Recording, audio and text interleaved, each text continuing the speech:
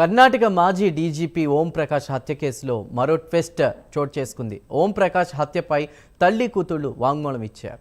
వారం రోజుల నుంచి తనను చంపేస్తానని ఇంట్లో తుపాకీ పట్టుకుని తిరుగుతున్నారని భార్య పల్లవి తెలిపారు. నిన్న ఉదయం నుంచి ఇంట్లో గొడవలు జరిగాయని వాంగ్మూలము ఇచ్చారు. తనను తన బిడ్డను చంపడానికి ఓం ప్రకాష్ ప్రయత్నించారని భార్య పల్లవి చెప్తున్నారు. ప్రాణాలు కాపాడుకోవడానికే ఈ హత్య చేశామని కూతురు కృతి స్పష్టం చేశారు. తన తండ్రి కాళ్ళు చేతులు కట్టేసి కారం చల్లి వంట నూనె పోసామని వాంగ్మూలంలో వెల్లడించారు.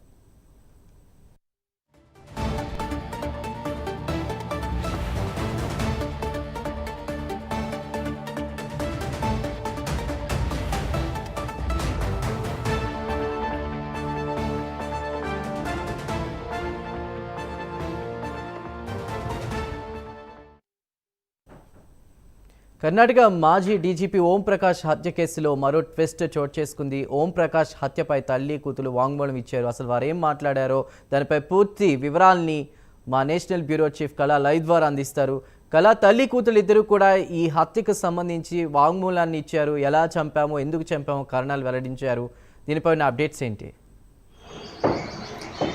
చందు, దాదాపు కర్ణాటకలో మాజీ డీజీపీకి సంబంధించినది ఒక ఉన్నత హోదాలో ఉన్నటువంటి ఓం ప్రకాష్ మరణించాడు, హత్య చేయబడ్డాడు అన్నటువంటి వార్త మాత్రం ఒకసారి సంచలనం. ఎందుకంటే ఒక ఉన్నతాధికారిని చంపడం ఎవరు అన్నటువంటిది ఆలోచిస్తే ఇక్కడ ముఖ్యంగా వాళ్ళ కుటుంబ సభ్యులే చంపారన్నది కొద్దిసేపటి క్రితమే వారి కుటుంబ సభ్యులు భార్య పల్లవి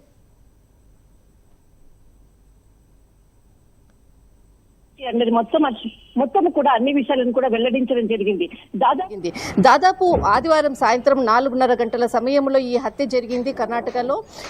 ముఖ్యంగా ఏదైతే 68 సంవత్సరాలు ఓం ప్రకాష్, దాదాపు ఇతడు 1981 క్యాడర్ కి సంబంధించినటువంటి అధికారి. అయితే ముఖ్యంగా తనకు తన కుటుంబానికి కొన్ని సంవత్సరాలుగా కూడా చిన్న ఆస్తి తగాదాలకు సంబంధించినటువంటి విషయంపై కూడా భార్యాభర్తల మధ్య కుటుంబం కూతురి మధ్య కూడా చిన్న మనస్పర్ధలు ఉన్నటువంటి నేపథ్యం ఒకవైపు, మరొక వైపు కొన్ని రోజుల క్రితము, దాదాపు నెల రోజుల క్రితము కొన్ని ఆస్తులు, అంటే బెంగళూరులో కొన్ని రిసార్ట్కు సంబంధించినటువంటి కొన్ని ఆస్తులు తన సోదరికి రాసి ఇవ్వడంతో, రిజిస్ట్రేషన్ చేయడంతో మొత్తం మీద తన భార్య పల్లవి భర్తతో చాలా వారం రోజుల క్రితం నుంచి కూడా చాలా గొడవలు జరుగుతున్నటువంటిది ఒకవైపు ఉన్నది. అది మరింత తీవ్రమైందని చెప్పవచ్చు.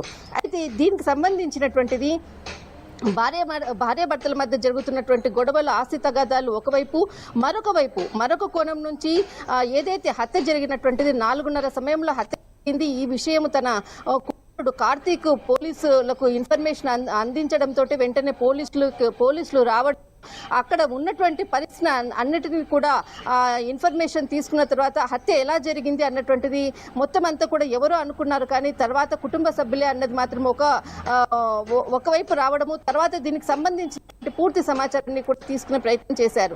అయితే ఇక్కడ కార్తీక్ చెప్పేటటువంటి కోవ మాత్రం, అంటే తను చెప్పేది మాత్రము కొన్ని అంశాలు, ఇక్కడ తన తల్లి ఈ హత్య జరిపింది అన్నటువంటిది ఏదైతే ఆమె వాంగ్మూలం ఇచ్చింది, కానీ తన తల్లి తన 12 సంవత్సరాల నుంచి కూడా స్కైజోప్రేనియా అనే వ్యాధితో బాధపడుతుంది, ఆమె అందుకే ఈ హత్య చేసింది అన్నటువంటిది కొడుకు ఒకవైపు చెప్పారు.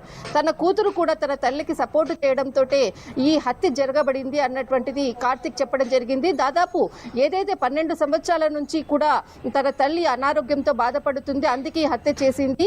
బట్ ఈ వ్యాధి ఉండడం వల్ల తనకు ఏదైతే తన తండ్రి ఎప్పుడు కూడా చేతుల్లో గన్ పట్టుకొని ఎప్పుడు తిప్పుతూ ఉండేవాడు, ఆమె దాన్ని చూసి భయపడి తనను చంపుతాడు అన్నటువంటిది, దానితోటి ఎప్పుడు అదే ఫోబియాతోటి ఆమె ఉండేది. దానివల్లనే ఆమె హత్య, అంటే తనను చంపేస్తాడన్న దాంతో హత్య చేసిండ్రు అన్నటువంటిది కొడుకు ఒకవైపు చెప్తున్నాడు.